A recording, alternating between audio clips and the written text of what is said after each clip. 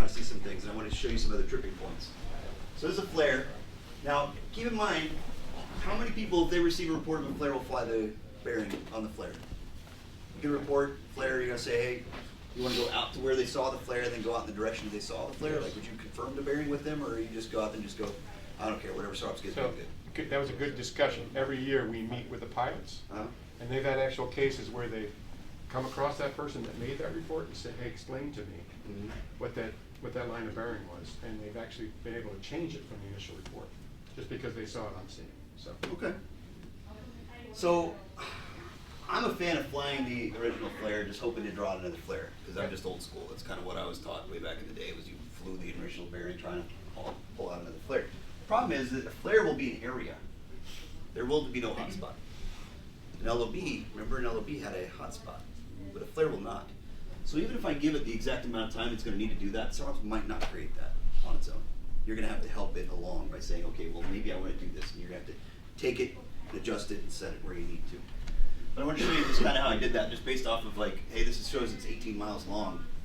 I should be able to figure out pretty quickly what I would want to do with some time if I wanted to do anything.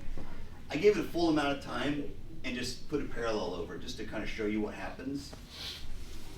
I want you to focus on the PIW with the reflective tape. It's at half a mile.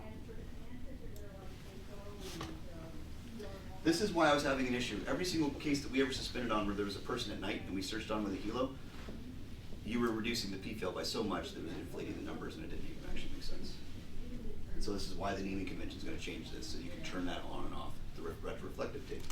But to do that, the other thing is that right now, this defaults to illuminated on every nighttime NVG search. Your helos will default to illuminated searches. I fought with CG Star on this. It's going to default to nothing until you've got the tape now. Why this is important is because this is illumination. 1 or 2 helicopter landing lights on. The SRU creating illumination, not tail lights, not just the landing lights, the 1 or 2 landing lights, or when available an IR source. They have to be creating the illumination. If they're just flying because they say, if I say, hey, is that illuminated search? And you go, yeah, the moon's out, everything else is good. That's not an illuminated search. Why this is important, if I turn off all the lights and I put up a reflector somewhere, and if somebody over in a corner had a flashlight, I would have to be at the perfect exact angle of when that light hits the reflector for me to see it. But if I hold the flashlight as I scan the room, anything that's a reflector will light up for me immediately because of the way the angle is. That's what's happening with the helicopter. You're saying that by holding the illumination different from the SRU, it will only illuminate if everything lines up correctly. So you should not be defaulting to illuminated. The difference here between illuminated is 0.54 nautical miles, and non-illuminated search on the exact same thing, less than 1/10 of a mile. So it's going to change. You're no longer going to see illumination just defaulting. And I think that's the right call. You should be having a conversation with the pilots. They're going to tell you, I don't like it. It causes too much fluttering and causes too much back, in my MVGs and yada yada. Okay, that's fine. I'm not going to make you do it, because if I don't think they have retroreflective tape, it's kind of a moot point anyway.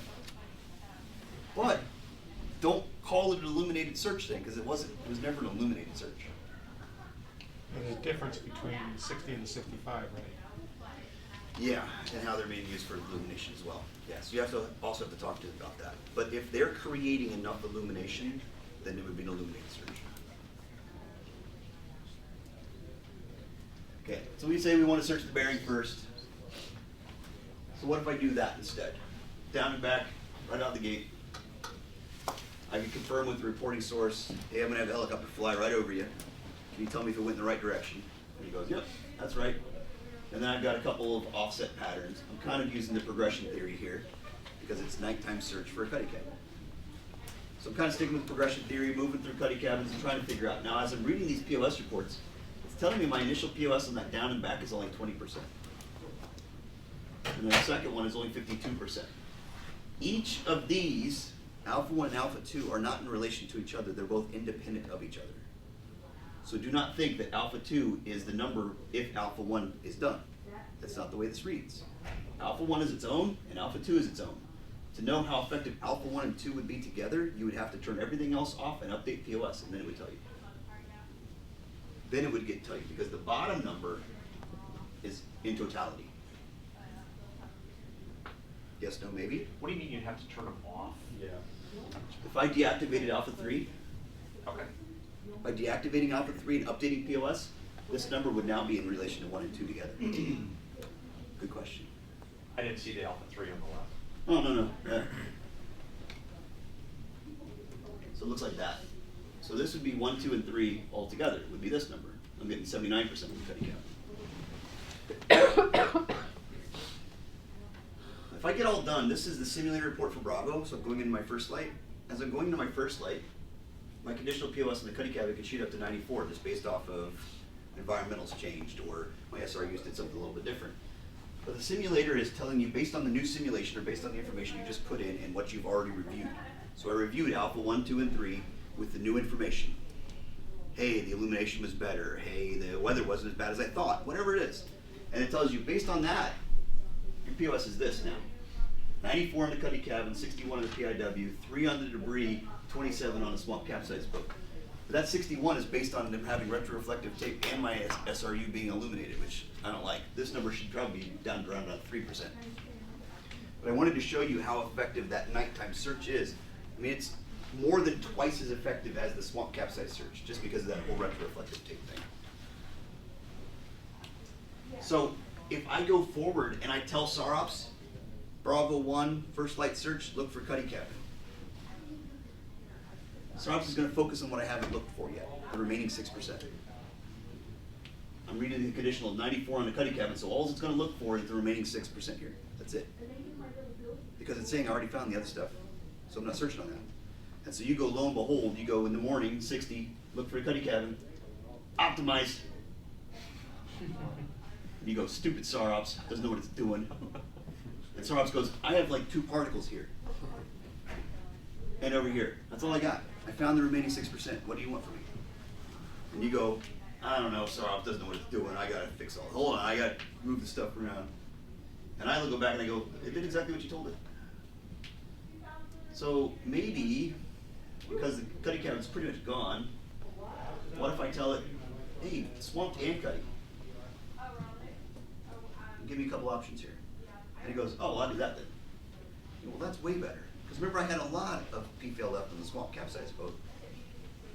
So let it help you drive those conversations. So you can turn around and say, wait a minute, Chief, does that violate policy? I'm supposed to be looking for the initial object from the original distress. Am I looking for something new? Or is this a progression of what we already saw? Something fired off a flare, it's obviously it's not an upright boat. Now, we can have a whole another hour conversation on the validity of a flare report to begin with, but let's assume it's a valid flare report and somebody actually is in distress, okay? I realize I'm making a lot of assumptions here. But with that being said, shouldn't we keep looking for the cuddy cabin? We already should have seen a cuddy cabin. So use those POS reports to help your idea into what to look for next. Yeah, but you're increasing time, Chief, right? Time and effort. Oh, yeah. Yeah, on a flare. As opposed to what? Suspend? Or 15 minutes out there versus 2 hours. True. Yeah. Again, I'm already arguing that I think this is a valid distress, which, yeah. As much as I'm trying to show you that if you get a full bag of gas on a 16, say use this on the flare, and you use the whole thing on a cuddy cabin, and you do that, then I'm going to really go, what Yeah, that's are you ridiculous. doing? So maybe you don't do all But that. maybe you don't do this much time, maybe you do less effort, and maybe you open this up. But still optimizing the cuddy cabin isn't going to help you. Well, so for us in the district, it was a big issue that to send a helo from Detroit to Buffalo's AOR is 2 hours, 2.5 hours, depending on what the case is. The objections we were hearing to that was we might have a 15-minute search. We're going to send them 2.5 hours for a 15-minute search, but you'd have a coverage factor of 1. It was adequate, based on the apprehension levels and everything else. And absolutely, if you're just checking the box, then that's great. Here's the other news flash for y'all. The new addendum, hopefully is going to take out first light searches entirely. So, I'm hoping so. Chief, Huh? on this scenario, wouldn't this be violating policy because you're not searching the entire flare cone in the morning? Yeah, you could say that I'm not searching this little spot. And that's because it's Would you just roll with that and put it in missile?